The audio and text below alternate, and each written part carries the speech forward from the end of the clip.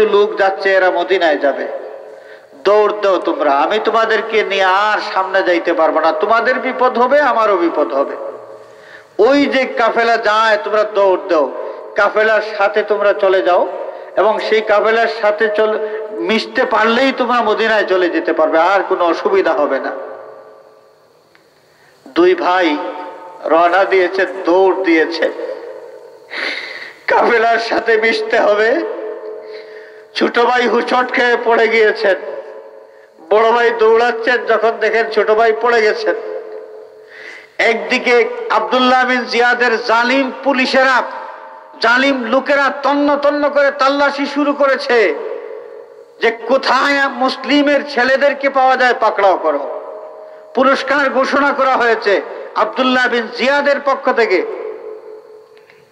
এই দুইটা বাচ্চা দৌড়াচ্ছে কুফার জমিনে, যেখানে তাদেরকে পাকড়াও করার জন্য পুরস্কার ঘোষণা করা হয়েছে, সেই জমিনে দুইটা মাসুম বাচ্চা, এতিম বাচ্চা দৌড়াচ্ছে। ছোট ভাই পড়ে গিয়েছেন, ছোট ভাইকে ধরে নিয়ে যাওয়ার জন্য বড় ভাই উঠানোর জন্য চলে এসেছেন, উঠাইলেন। কিছুদূর যাওয়ার পরে আবার পায়ের মধ্যে কাঁটা বিঁধেছে, আবার পড়ে গিয়েছেন, বসে গিয়েছেন। ওইদিকে কাফেলা সামনের দিকে যাইতে যাইতে অনেক দূর চলে গিয়েছে। দুই ভাই যখন বিশ্রাম নেওয়ার পর সামনে তাকাইলেন, দেখা যায় যে মদিনার ওই কাফেলাকে আর দেখা যায় না।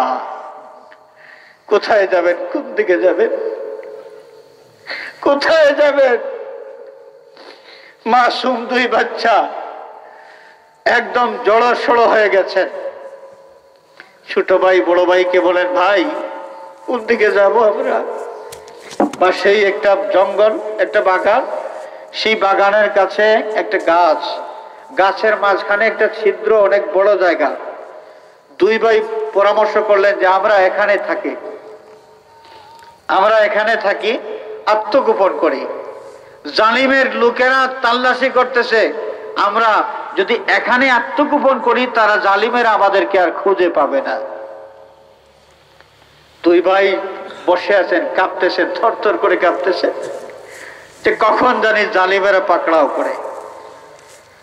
কলসি কাঁধে নিয়ে একটা মেয়ে পানি নিতে এসেছে, সেই মেয়েটা তাদেরকে দেখতে পায়, সামনে অগ্রসর হয়। দুই ভাই কাঁপতে থাকেন, সর্বনাশ হয়ে গেছে, এখন তো আমরা ধরা খেয়ে যাব।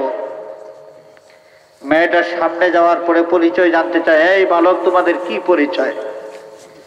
অবুঝ দুই শিশু তাদের বাবার নাম পরিচয় বলে দেয় যে আমরা হচ্ছি মুসলিম বিন আকিল, যিনি ছিলেন তার সন্তান। আমাদের বাবাকে শহীদ করে দেওয়া হয়েছে, আমাদেরকেও মেরে ফেলার জন্য লোকজন চতুর্দিকে খোঁজাখুঁজি করতেছে।